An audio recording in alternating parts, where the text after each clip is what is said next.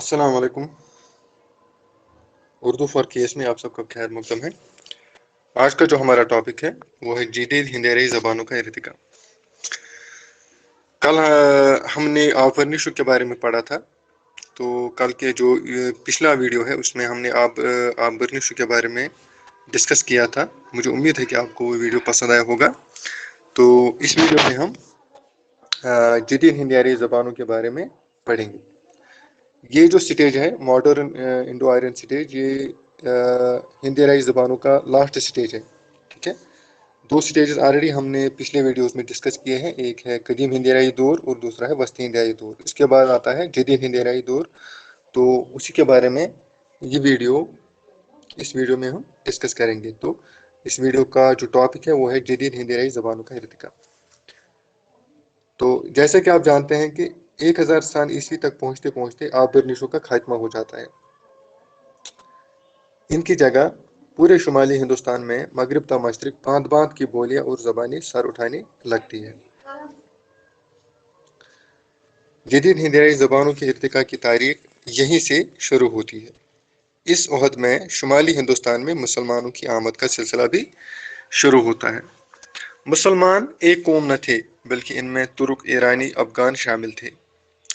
तो जैसा कि आप जानते हैं कि 1000 साल ईस्वी तक पहुंचते पहुंचते जो आबरनिश जो है वो ख़त्म हो जाती है। तो इनकी जगह पूरे शुमाली हिंदुस्तान में, नॉर्थ इंडिया में, मगरिब से मशरिक तक, फ्राम वेस्ट से ईस्ट तक डिफरेंट लैंग्वेज जो है वो उभरने लगती है।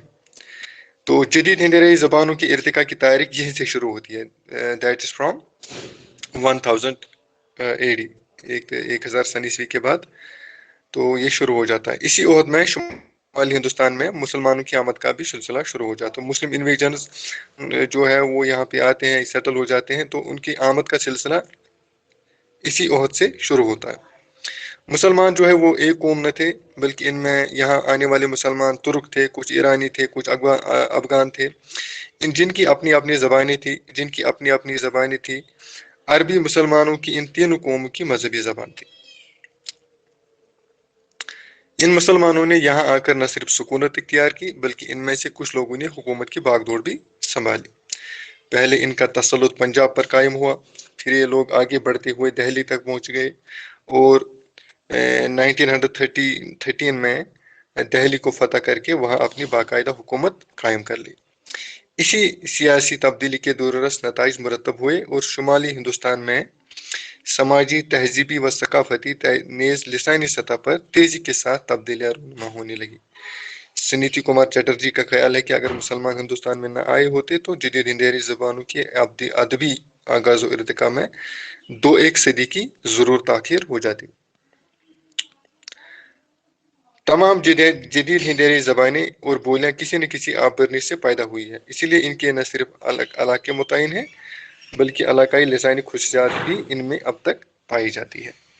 तो इस टॉपिक में हमने ये समझा कि आबरनिश ज़बानें जब ख़त्म हो जाती है तो उन्हीं ज़बानों से जदीद हिंदेरी ज़बानें वजूद में आ जाती है।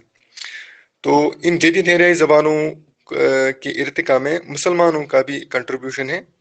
तो जब मुसलमान यहाँ पर आए थे तो उनकी अपनी अपनी ज़बानें थी और उनकी जो मुश्तरक ज़बान थी, कॉमन लैंग्वेज जो उनकी थी वो अरबी थी।